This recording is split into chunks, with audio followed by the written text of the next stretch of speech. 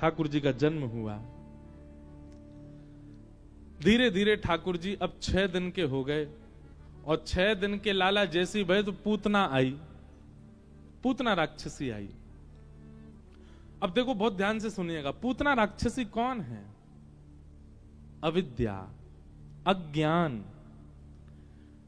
आप जब वैष्णव रूप धारण करते हैं, वैष्णव मार्ग अपनाते हैं, भक्ति मार्ग अपनाते हैं, तो भक्ति मार्ग में सबसे पहले बाधा आपके जीवन में कौन आएगी? पूतना। पूतना यानी कि अज्ञान, अविद्या। अविद्या कैसे आती है? आपने अभी ये कथा सुनकर के किसी का मन हुआ कि अब मुझे भी स्पिरिचुअल लाइफ अपनानी चाहिए, अब मैं भी थोड़ा स्पिरिचुअली आगे बढ़ूं, क्या नियम ले लूं? रोज 108 माला जपूंगा, थोड़ा तिलक लगाया करूंगा, ठाकुर जी धीरे धीरे बढ़ाऊंगा, थोड़ा शुरुआत करता हूं। आप जैसे ही भक्ति मार्ग का शुरुआत करेंगे, भक्ति मार्ग की शुरुआत में सबसे पहले आपके सामने आएगी अविद्या, पूतना। अविद्या का मतलब क्या होता है? अविश्वास। कभी कभी आपको ठाकुर जी पर अविश्वास होगा, कहीं ऐसा तो नहीं है मैंने गलत मार्ग अपना लिया हो, इतने दिन से मैं कर तो रहा हूं, तिलक आदि करता तो हूं, कथा वथा सुनता तो हूं, पर क्या ये सच में सत्य है? क्या ठाकुर जी सच में हुए थे? क्या ठाकुर जी ने सच में गीता जी का प्रवचन किया था? कहीं किसी संसार के व्यक्ति ने तो नहीं लिख दी है? ये ठाकुर जी कहीं काल्पनिक तो नहीं है? इस प्रकार की भावना आपके चित्त में आ जाए, समझो पूतना का आक्रमण हो रहा है। ये पूतना, भगवान की कथा, भगवान की लीला, भगवान के उत्सव, भगवान के धाम और स्वरूप, उनके प्रति काल्पनिक भाव आने लग जाना, अविश्वास प्रकट होने लग जाना, ये अविद्या है, पूतना। पूतना आएगी, आपके भजन पर आक्रमण करेगी, आपके भक्ति भाव पर आक्रमण करेगी, पर उस आक्रमण को आपको सहना है, उससे विचलित नहीं होना है। अधिकतर लोग इस आक्रमण के बाद ही भक्ति मार्ग छोड़ देते हैं और फिर अपना कुछ दिन का स्पिरिचुअल लाइफ जी के फिर बिगड़। अच्छा एक बात और सुनिए, कुछ दिन भक्ति पथ चुनने के बाद जब छोड़ दिया जाता है, तब व्यक्ति की स्थिति बहुत बुरी होती है, फिर तो बहुत ही ज्यादा बिगड़ जाता है वो।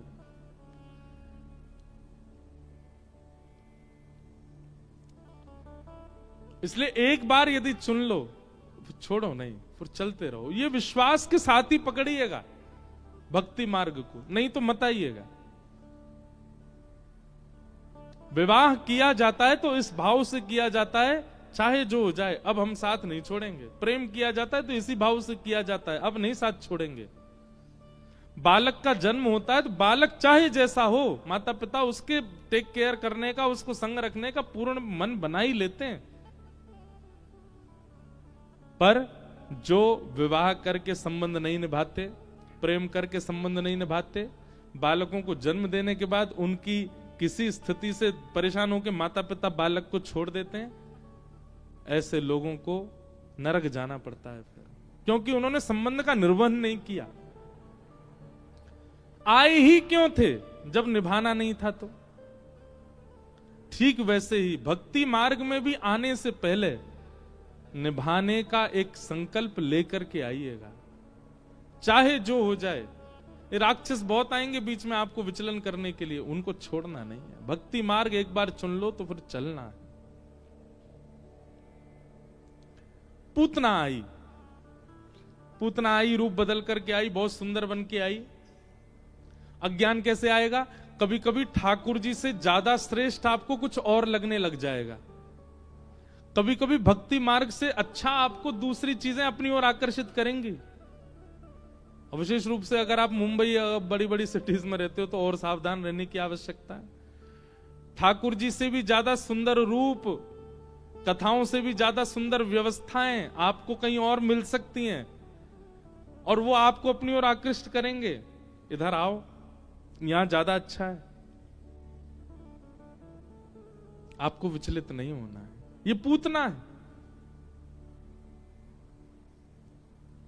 पूतना रूप बदल करके आई, सबको अपने प्रति मोहित कर लिया।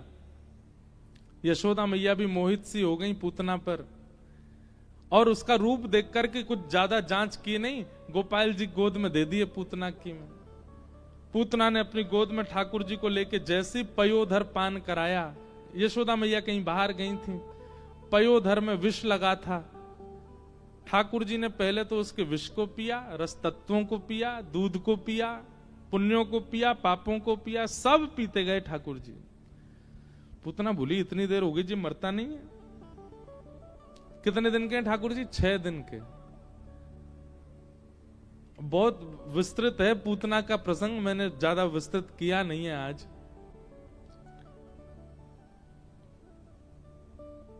भगवान ने पूतना को देखा नहीं था, नेत्र बंद करके बैठे थे, ऐसे हाथ धर लिए थे ठाकुर जी ने। और पूतना ने जब पयोधर पान कराया तो पीते पीते ठाकुर जी पी भी ऐसे ही रहे उसका पयोधर। छोटे छोटे बालक कभी कभी हाथ धर लेते हैं ऐसे, और पीते पीते पीते जैसे ही ठाकुर जी ने उसके प्राण पीने शुरू किए, प्राण जैसे ही बाहर आने लगे, पूतना अपने वास्तविक रूप में प्रकट होने लगी। उसके सुंदर नेत्र, सुंदर नाक, सुंदर बाल सब कुरूप होने लग गए। जैसे ही कुरूपणी हुई, सामुंच मुंचाल मिति प्रभाषणी, अरे बालक छोड़, अरे बालक छोड़ कहकर के ठाकुर जी को पीछे करने लगी। लेकिन भगवान ने गाढ़म कराभ्याम इतने इतने कस के उसके पयोधर को पकड़ा कि ठाकुर जी छोड़े ही नहीं। और जैसे ही पूतना अपने रूप में आई तो कहते हैं ठाकुर जी ने अपने नेत्रों से हाथ हटा लिए, और हाथ हटा करके छोटे छोटे आंखों से ठाकुर जी पूतना को देखने लगे। हमारे आचार्य चरण इस भाव पर कहते हैं ये लीला क्या समझा रही है? बोले ठाकुर के आगे भेष बदल के जाओगे तो ठाकुर जी तुमको देखेंगे नहीं। भेष बदल के मतलब क्रीम पाउडर लगाने को नहीं कह रहे हैं।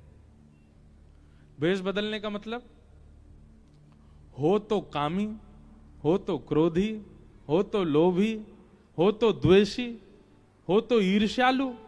लेकिन मंदिर में कैसे बन गए? अति भक्ति चोरे लक्षण, ऐसे बन के गए महाराज इनसे बड़ो कोई भगत नहीं है। उसको क्या बोलते हैं? बगुला भगत। बगुला भगत देखा है? सरोवर में, नदियों में कहीं पानी संग्रहित हो, वहां एक पैर से खड़ा रहता बगुला भगत। पक्षी होता है बगुला। एक पैर से खड़े उस बगुला को देख करके सरोवर की सारी मछलियां कहती हैं ओहो कोई संत आए हैं भैया, चलो इनको प्रणाम करिए आए। एक पैर से खड़े देखो, सारी मछलियां उस बगुला के आसपास घूमने लगती हैं। अरे बाबा हम पे कृपा कर दो, हमारे परिवार पे मंगल कर दो, आप जैसे भगत देखो आंख बंद करके एक पांव पे खड़े हो। सत्य घटना है ये, स्कूल में पढ़ाते थे। सारी मछलियां उसके पैर के इर्द गिर्द घूमने लगती हैं। इतने में वो बगुला अपनी एक आंख खोल के दिखता है और तुरंत अपनी चोंच भीतर डाल के एक मछली को लेकर के भोजन कर लेता है। सारी मछलियां भागती हैं, अरे ये तो बगुला भगत है। मतलब भक्त का तो केवल आवरण है, भीतर से कौन है? बगुला, शिकार करने आया है। ऐसे लोगों को ठाकुर जी नहीं देखते, जो हैं कुछ और पर दिखा क्या रहे हैं, प्रिटेंड क्या कर रहे हैं? बहुत वैष्णव हैं, बहुत भक्त हैं। कथा होती है, कथा में भी कई लोग ऐसे ही आते हैं। वो 7 दिन तक प्याज लहसुन को हाथ भी नहीं लगाएंगे, 7 दिन तक इतने पवित्र रहेंगे, सबको दिखा देंगे देखो मैंने कथा को जीवन में उतार लिया। कथा विश्राम होने के 10-5 दिन बाद ही परिवर्तन हो जाता है, फिर से उसी कामों में लग गए। रोज पीना खाना प्रारंभ कर दिया, कथा कथा तक छुट्टी थी। नवरात्रि में भी होते हैं ये वाले बगुला भगत। 9 दिन तो इतना ध्यान रखेंगे भोजन का, पानी का, दूध का, इसका उसका। प्रतीक्षा होती है कब दशहरा आवे। एक बार मैं जयपुर में था तो नवरात्रि का विश्राम हुआ, तो 9 दिन तक मैं वहीं था। रोज मैं मंदिर जाता तो 9 दिन मंदिर में भीड़ थी, पर 9वें दिन मंदिर में नहीं, मंदिर के बाहर रेस्टोरेंट में भीड़ थी, मंदिर खाली। मैंने कि ये क्या हुआ? बोले अब व्रत तोड़े जा रहे हैं। व्रत तोड़ा भी घर पे नहीं जा रहा है, घर की रोटी सब्जी नहीं, रेस्टोरेंटों में जा रहे हैं लोग। वहां जाकर के महाराज लाओ क्या कहें। ऐसी भक्ति करने वालों को, मतलब देवी मैया 9वें दिन चली गई, वो विदा हो जाती हैं, फिर वो देखती नहीं है आपको, फिर कुछ भी खा लो। 7वें दिन कथा विश्राम हो गई, अब ठीक है सब, अब तो पा सकते हैं, अब तो हम ऐसे रह सकते हैं, अब तो हम पी सकते हैं। ये बगुला भगत। ऐसे लोग जब द्वारिकाधीश के सामने आते हैं ना, ठाकुर जी नेत्र बंद कर लेते हैं। ओहो पूतना आई है। ठाकुर जी पूतना ही संबोधन करते हैं फिर आपको। क्यों? बोले 2 दिन के लिए भगत बना है बस, 3रे दिन जाते ही सब काम करने लगेगा। बहुत ऊंचे ऊंचे श्रेष्ठ क्वालिटी के भगत मिलते हैं भाई।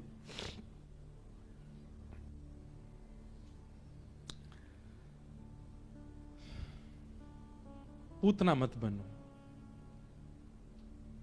पूतना जैसे ही अपने रूप में परिवर्तित हुई, ठाकुर जी ने तुरंत नेत्रों से हाथ हटा लिया।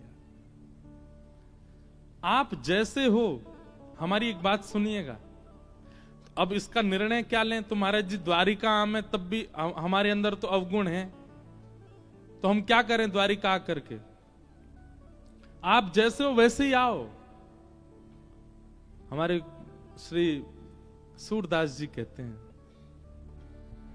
कौन कुटिल खल कामी मोसम, कौन कुटिल खल कामी मोसम, जो ते दियो ताहि बिसरायो, जो तन दियो ताहि बिसरायो, ऐसो नमक हरामी मोसम, कौन नमक हरामी मोसम। सूरदास जी क्या कह रहे हैं? सूरदास कह रहे हैं जो परम भक्त हैं कि कौन कुटिल खलकामी मौसम।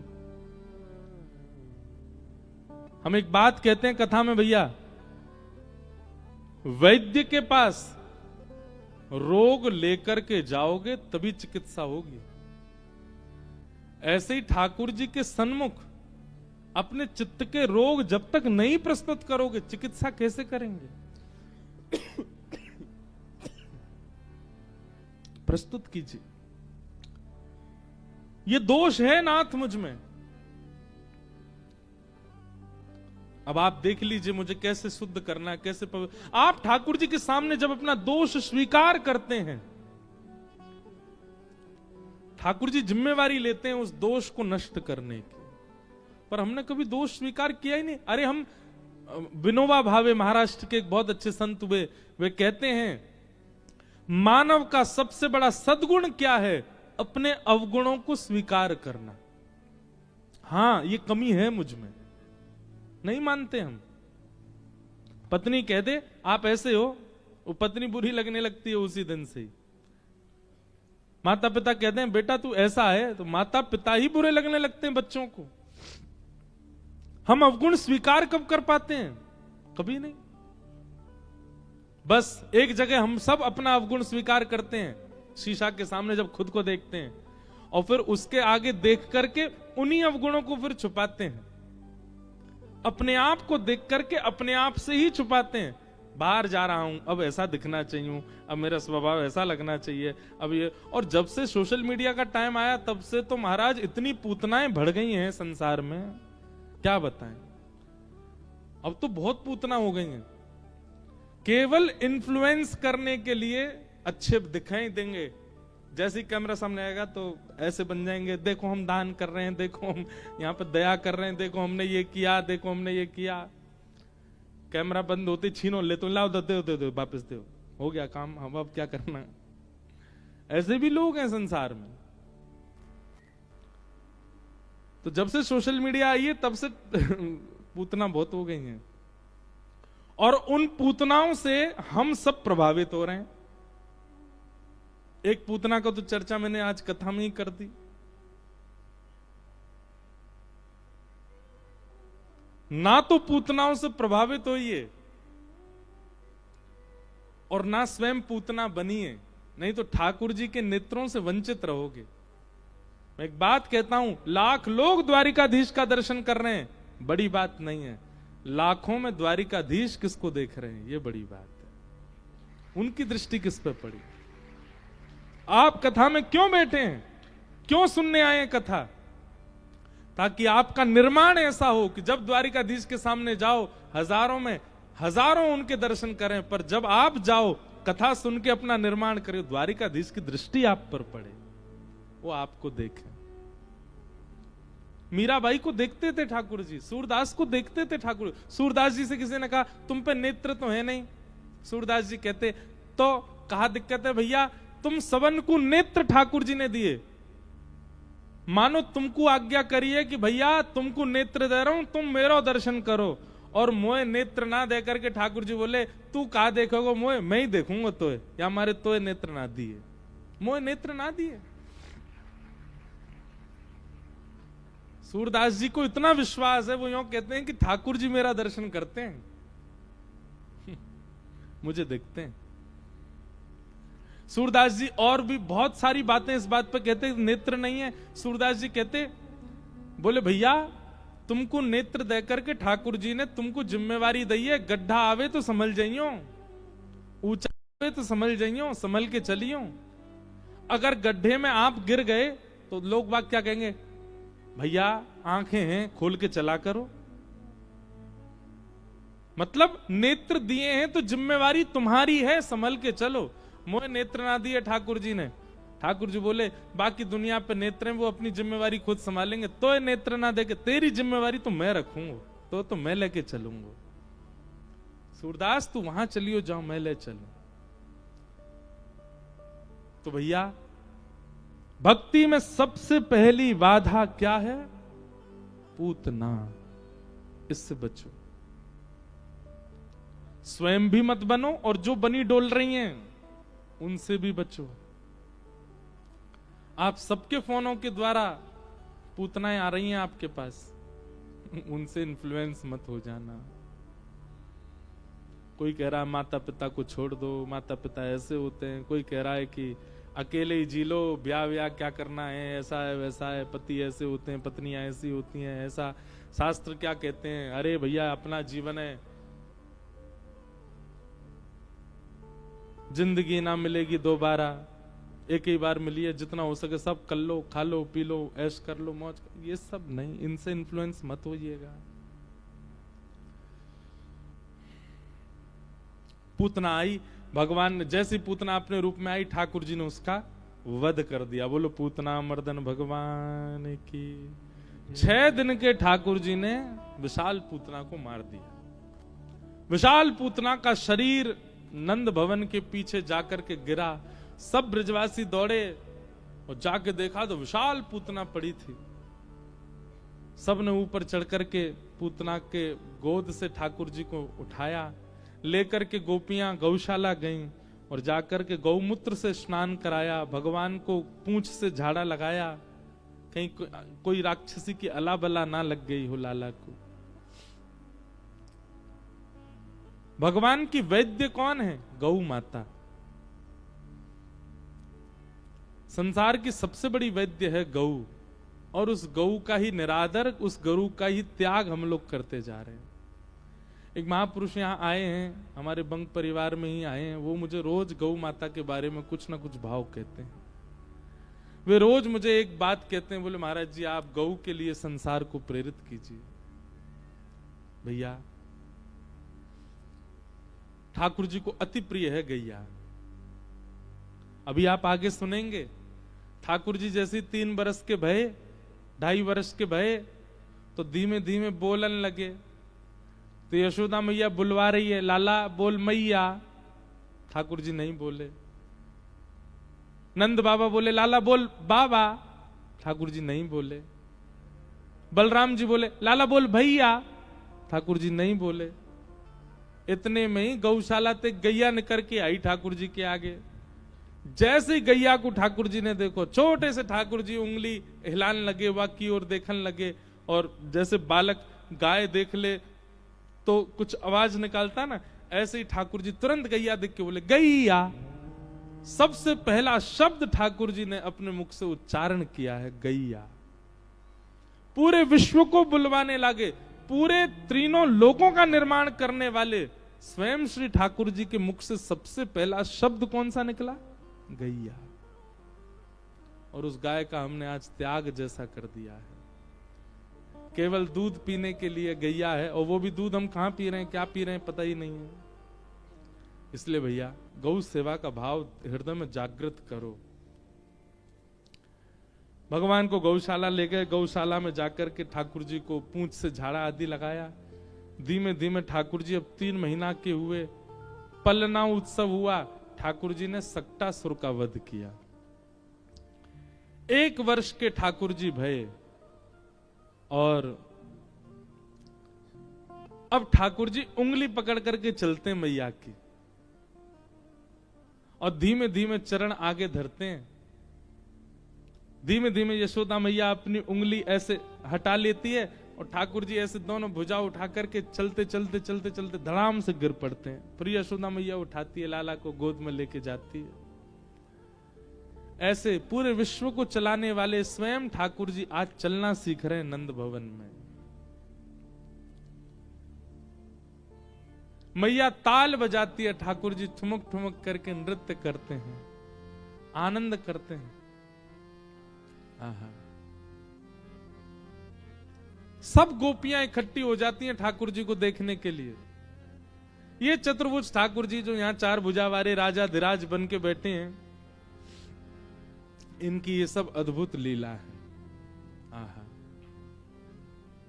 नाचे नंद लाल, नचावे हरि की मैया, नाचे नंद लाल, नचावे हरि की मैया, नाचे नंद लाल, नचावे हरि की मैया, नाचे नंद लाल, नचावे हरि की मैया, नचावे हरि की मैया, नचावे प्रभु की मैया, नचावे हरि की मैया, नचावे प्रभु की मैया, नचावे हरि की मैया, नचावे प्रभु की मैया, नचावे हरि की मैया, नचावे प्रभु। करताल बजा के गाओ।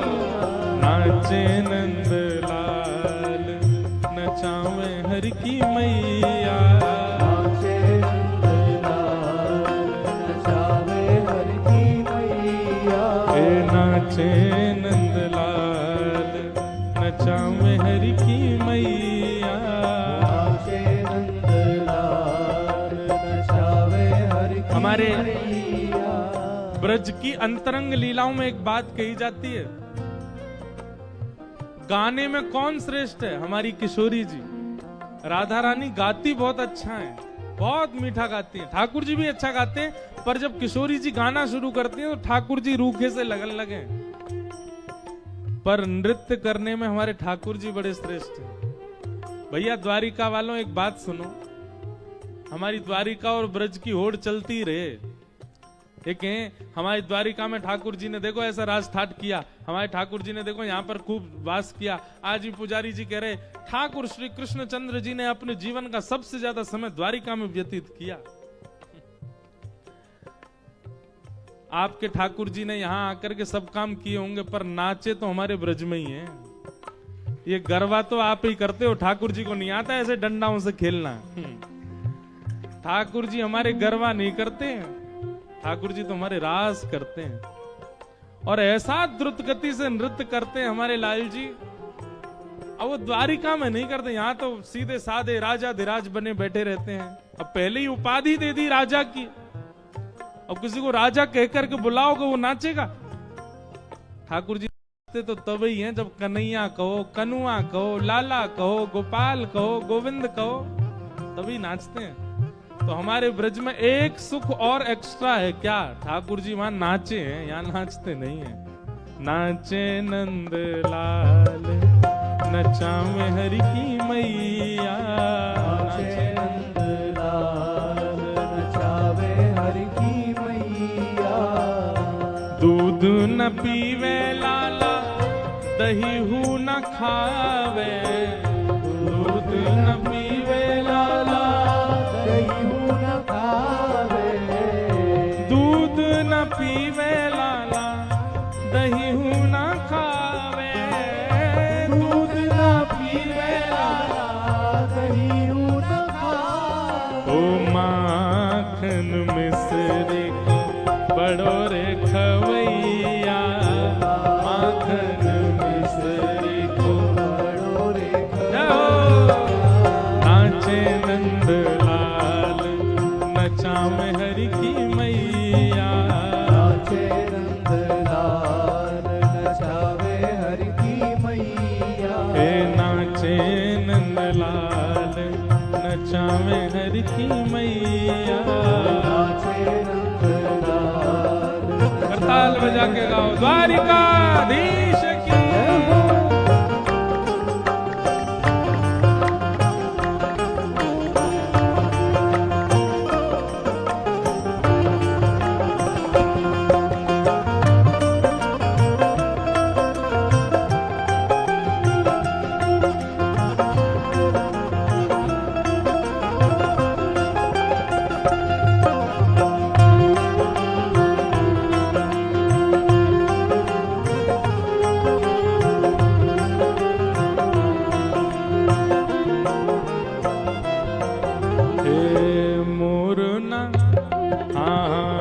मुकुट न पहरे लाला, स्वाफा न बांधे। मुकुट न पहरे लाला, स्वाफा न बांधे। टोपी न पहरे लाला, स्वाफा न बांधे।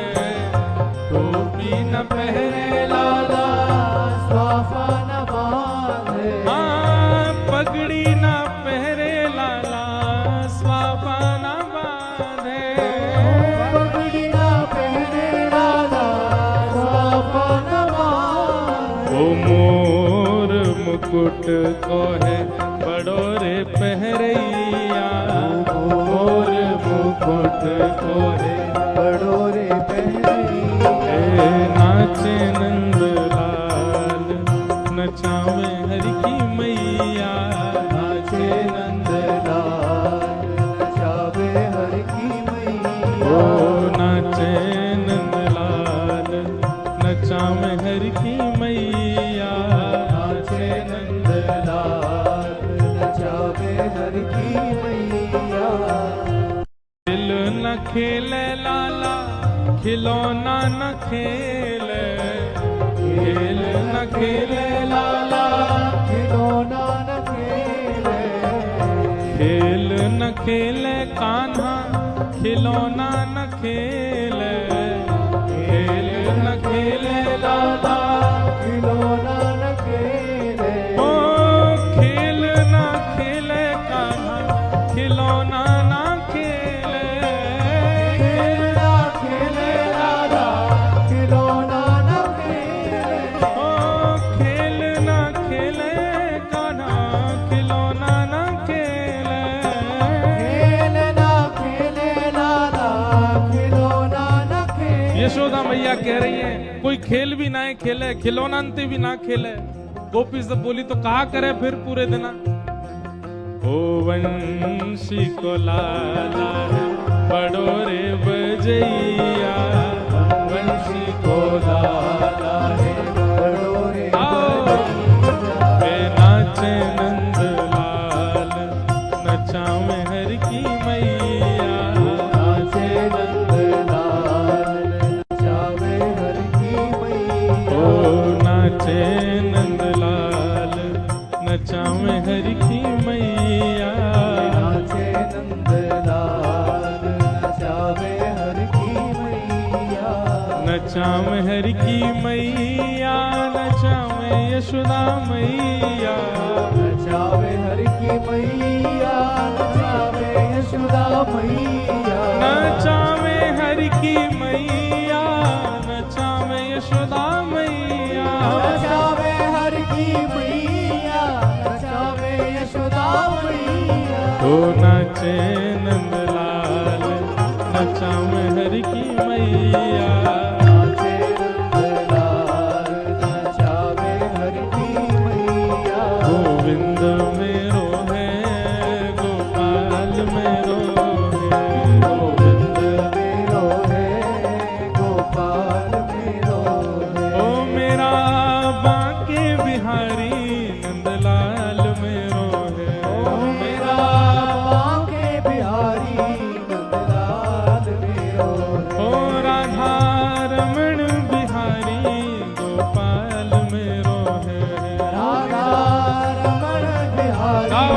नंदलाल मेरो हे गोविंद मेरो है गोपाल मेरो है गोविंद मेरो है गोपाल मेरो गोविंद मेरो है गोपाल मेरो है गोविंद मेरो है गोपाल मेरो ओ मेरा कुंज बिहारी नंदलाल मेरो है मेरा बिहारी नंदलाल मेरो है राधा रमण बिहारी नंदलाल मेरो है राधा रमण बिहारी नंदलाल मेरो है राधा वल्लभ बिहारी गोपाल मेरो है राधा वल्लभ बिहारी गोपाल मेरो है राधा रमण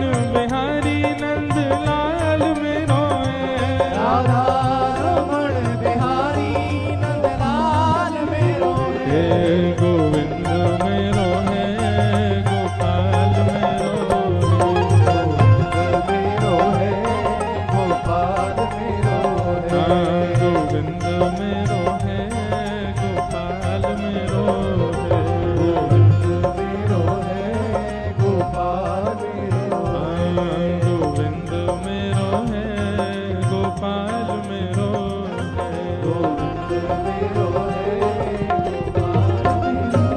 है बोल वृंदावन बिहारी लाल की ऐसी ठाकुर जी लीला कर रहे हैं। धीमे धीमे ठाकुर जी चलना सीख रहे हैं और चलते चलते अब ठाकुर जी नेक नेक नृत्य करनो भी सीख गए। यदि एक बात कह दी जाए तो कोई अतिशयोक्ति नहीं है। अच्छा एक बात सुनिए, आज की कथा सुनने वाली नहीं है। 5वें दिन की जो कथा है ना बाल लीला, ये सुनने वाली कथा नहीं है। तो अनुभव करो कैसे लग रहे हैं, अपने मन में अपने आप झांकी बनाओ, कैसे हाथ हैं, कैसे मुखमंडल है, कैसे नेत्र हैं, तभी सुख है आज की कथा का। आज ज्ञान वैराग्य सब बाहर खड़े हैं पंडाल के, आज कोई ज्ञान वैराग्य की अधिक चर्चा नहीं है, आज तो केवल भाव की चर्चा। आहा, बाल स्वरूप है ठाकुर जी का।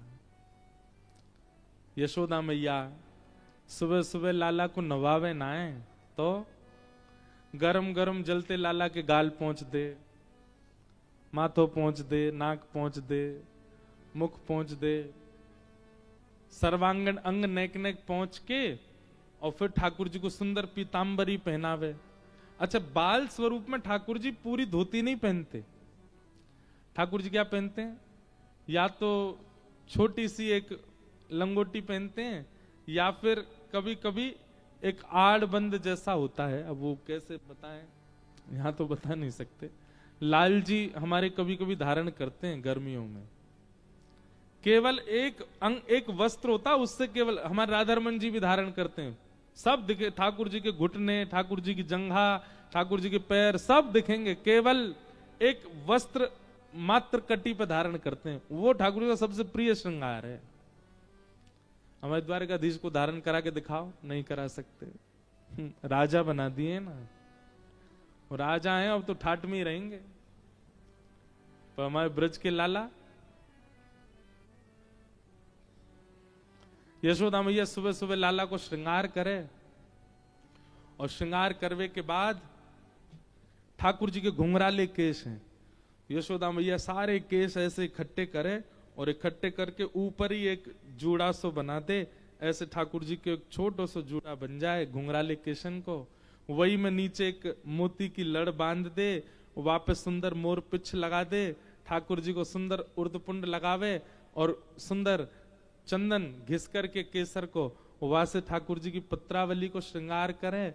यशोदा मैया आंखन में काजल लगावे, गले में सुंदर हार पहनावे।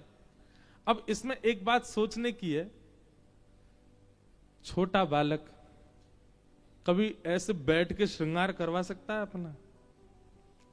आज आपने एक क्रिया देखी थी सुबह कि लाल जी की आरती के बाद हम ऐसे मोरछल घुमा रहे थे ठाकुर जी के आगे।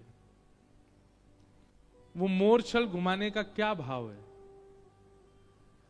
यशोदा मैया ने बहुत सारे उपाय अपना रखे हैं ठाकुर जी को एकाग्र करने के।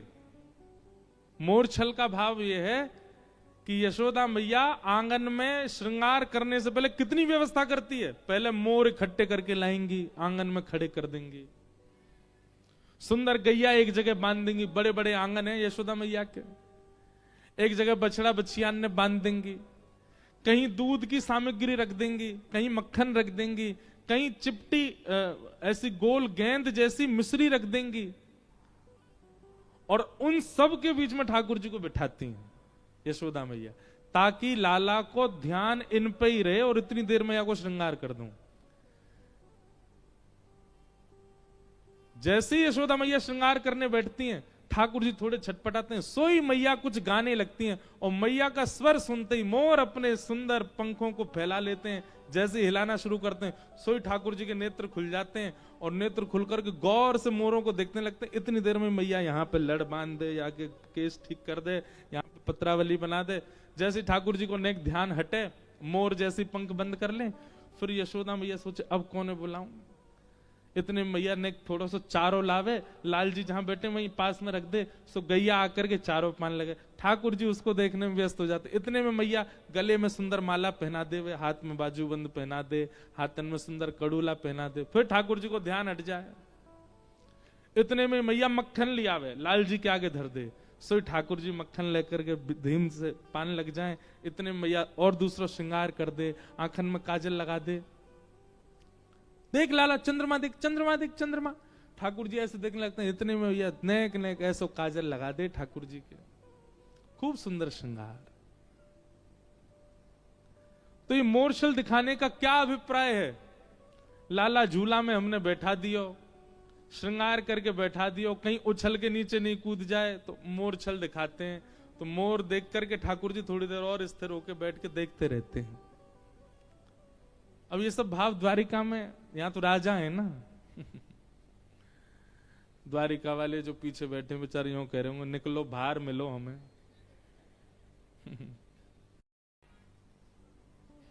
और सबसे बड़ी बात, पूरा श्रृंगार करने के बाद जब एक एक श्रृंगार ठाकुर जी का हो जाता है, तब यशोदा मैया इत्र लाती है, और इत्र ला करके अपने वक्ष पर, अपने हाथ पर, अपने वस्त्रों पर लगाती हैं, और लगाने के बाद फिर लाला को आलिंगन कर ले। और जैसे ही आलिंगन करें, यशोदा मैया की इत्र की सुगंधी ठाकुर जी के अंग में चली जाती है। ठाकुर जी को सीधे इत्र नहीं लगाते, इसलिए क्योंकि इत्र कई बार चुभता है। ठाकुर जी को घी लगाओ श्रृंगार में, और इत्र वस्त्रों में लगाओ, या फिर गादी जी पे लगाओ, या आसपास छिड़क दो।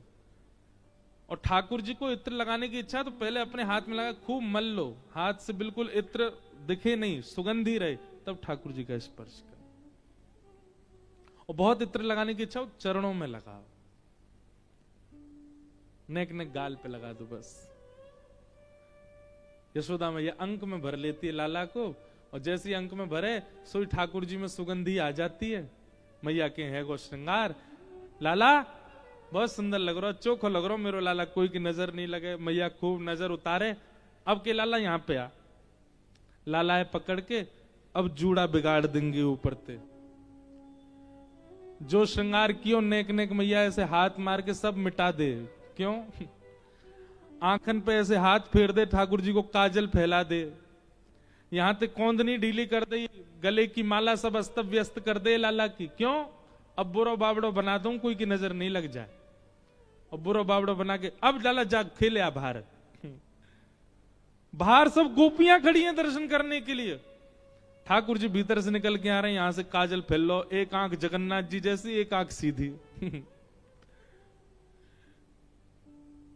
यहां से ठाकुर जी की बाजूबंद उतर रही है, कहीं से माला उधर ही। सब यशोदा मैया थे, मैया इतनो प्यारो तेरो लाला, इतनो सुंदर लाला, तू श्रृंगार कैसे करे? मैया बोली ऐसे ही करूंगी। तब एक गोपी को रहस्य पता चलो, बोले ये मैया ऐसा श्रृंगार करे ना है, ये कहीं हमारी नजर नहीं लग जाए, हमारे बिगाड़ दे लाला बाद में। इसलिए जो सेवा करते हैं ठाकुर जी की, खूब सुंदर सजाओ ठाकुर जी को, लेकिन केवल अपने नेत्रों के लिए, और स्वयं देख दाख के फिर नेकाद नेक माला वाला इधर उधर कर दे करो, कोई और देख वे आवे तो कोई नजर नहीं लगे। बड़े भाव बंधुओं, गोपी प्रेम, मीरा प्रेम सबने सुना, पर एक बार मेरा बहुत मन है, मैं 7 दिन केवल यशोदा प्रेम पर बोलूं। कैसा प्रेम है यशोदा जी का, एक मातृ प्रेम। कैसा श्रृंगार करती हैं, कैसे कैसे ठाकुर जी की सेवा करती हैं, कैसे उठाती हैं, कैसे सुलाती हैं।